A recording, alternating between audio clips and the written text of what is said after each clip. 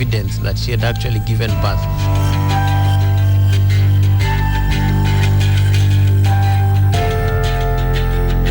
Mimi ile kitu mimi nilikuwa najua Mungu alikuwa anapewa muujiza.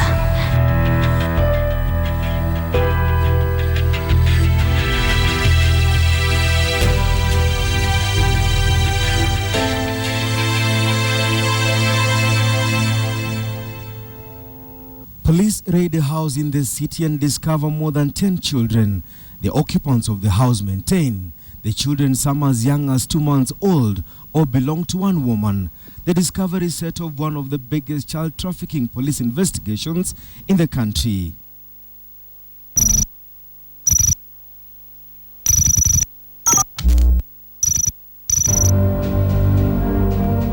9th September 2005. Mary Deya, the wife of the televangelist Archbishop Deya, checks into Nairobi hospital with an infant. Mary Deya told the doctors she had just delivered the child she was now holding.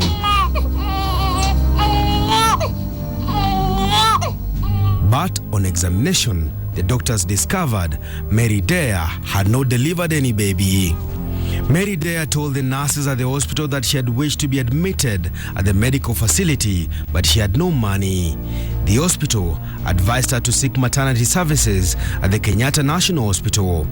Professor James Kiarie was called in to attend to Mary Deya. We found her. We proceeded to examine her. We examined her. She was a middle-aged lady, was about 50 years old. Professor Kiarie says he was met by a bouncing baby boy, but the doctor says he noticed something unusual about the child and the mother. Features he says should at least manifest themselves in a lactating mother and child. There was no signs of enlargement of the uterus, which would be normal after delivery. Her breasts were also not engorged or showing signs of lactating, which would be normal after delivery. When we also examined the birth canal, there was no evidence of any tears or any changes that you would normally find there after delivery. The womb was closed and there was no bleeding from the womb, and we suspected maybe the pads were blood stained from blood from elsewhere. And also we did not see any signs of delivery. Hospital authorities suspecting they had a case of child trafficking in their hands called in the police. The media got wind of the story and the Kenyatta National Hospital was suddenly turned into a news scene.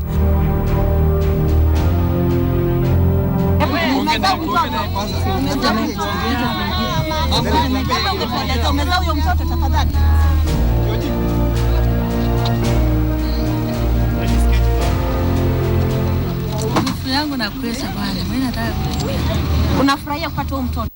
Nafurahia kwa sababu mtoto yangu. Mary Deya was now at the center of a baby theft scandal. Mary Deya had hit the headlines a month earlier when police raided her house in the city. Mary Deya at the time claiming the husband Gilbert Deya had powers to deliver miracles. The husband had run a church ministry in Nairobi where women unable to bear children were prayed for and in the process allegedly delivered. I'm standing on the rock. I'm standing on the rock.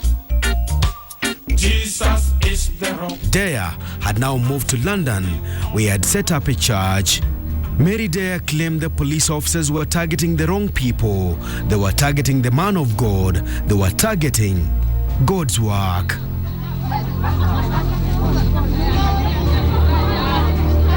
At the center of the discovery was a couple, commonly referred to as the Oderas. The couple claimed at the time that God had spoken through them.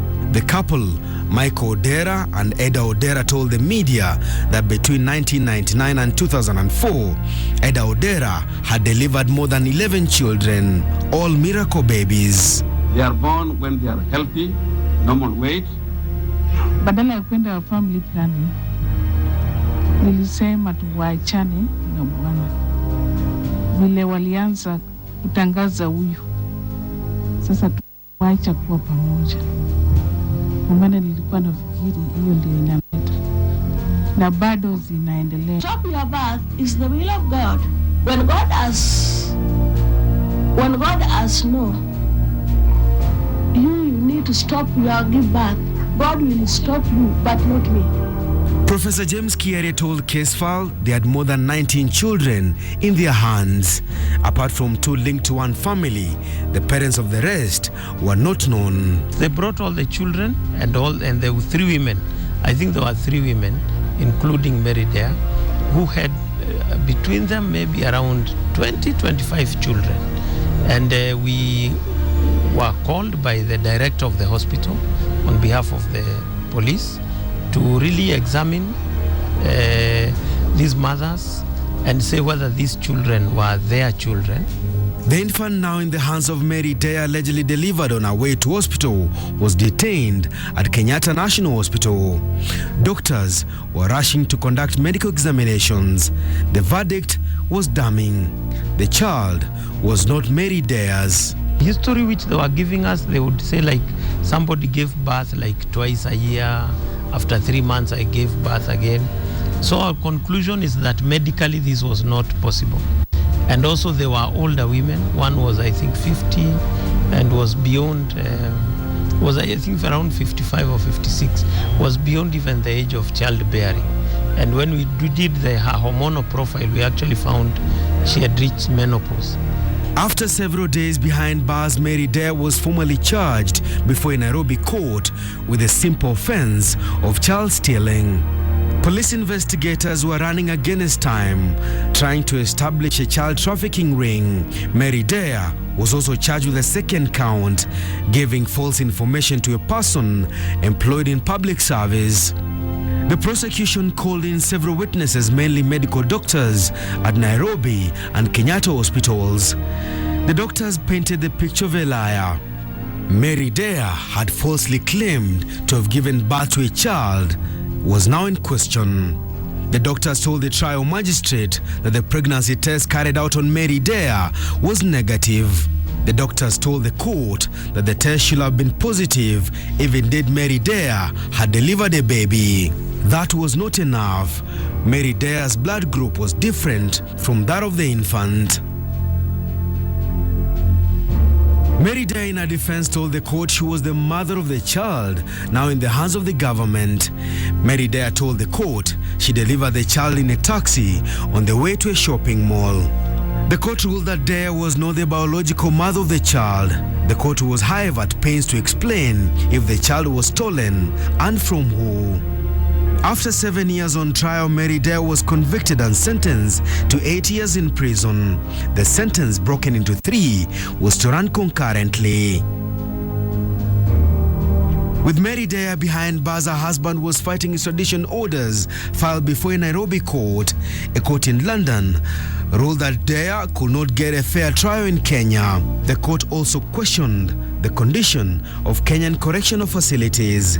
Deya won round 1 of the prosecution, but will later lose it. Gilbert Deya set up church in the United Kingdom, where more women turned up seeking the minister's prayers.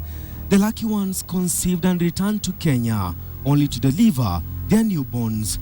Back home, the wife was still fighting allegations of stealing a child in court.